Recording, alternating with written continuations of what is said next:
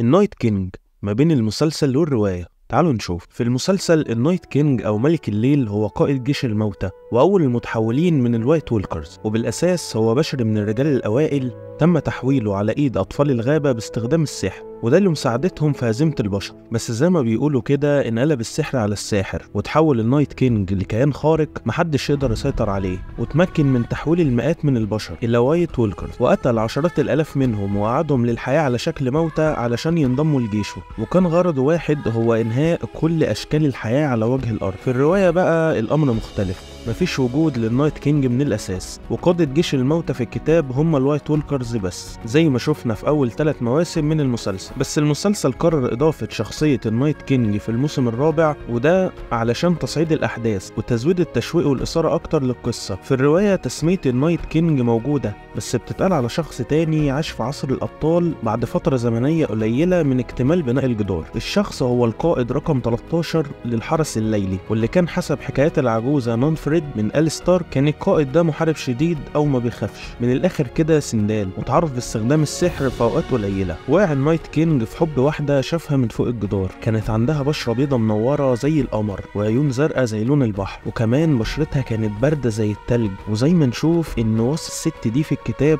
هو وصف طبق الأصل للموتى، بس النايت كينج زي ما قلنا عليه سندال وما بيخافش، فضل يجري وراها لحد ما وقع في حبها. المهم إنه اتجوزها وسلم روحه ليها. أما النايت كينج خدها معاه لقلعة النايت فورد وأعلنها ملكة، وأعلن نفسه ملك متمرد على آل ستارك ملوك الشمال، وباستخدام تعويذة من تعويذاته قدر يسيطر على حراس الليل وخلاهم يتبعوه في كل حاجة بيعملها. أثناء فترة حكمه حصلت مجازر كتير حرفيا وجرائم فظيعة لدرجة إن الناس فضلت تتكلم عليها حتى بعد آلاف السنين. استمر النايت كينج حاكم لقلعة النايت فورد هو وملكته الميتة لمدة 13 سنة، لحد بقى ما زهق منه ملك الشمال براندن أليكسر وجورامان ملك ما وراء الجدار، وحدوا قوتهم علشان يقضوا عليه، وبالفعل قدروا يهزموه وحرروا افراد الحرس الليلي من سحره. بعد ما مات بقى اكتشفوا ان النايت كينج كان بيقدم تضحيات للوايت وولكر زي ما كان بيعمل كراستر اللي شفناه في المسلسل. بصراحه قصه النايت كينج في الروايه احسن بكتير، حرفيا جبروت ماشي على الارض. انت برضه قول لنا في الكومنتات هني احسن، اللي في المسلسل ولا اللي في الروايه؟ وما دام وصلت لغايه هنا ما تنساش بقى تشترك في القناه واعمل لايك.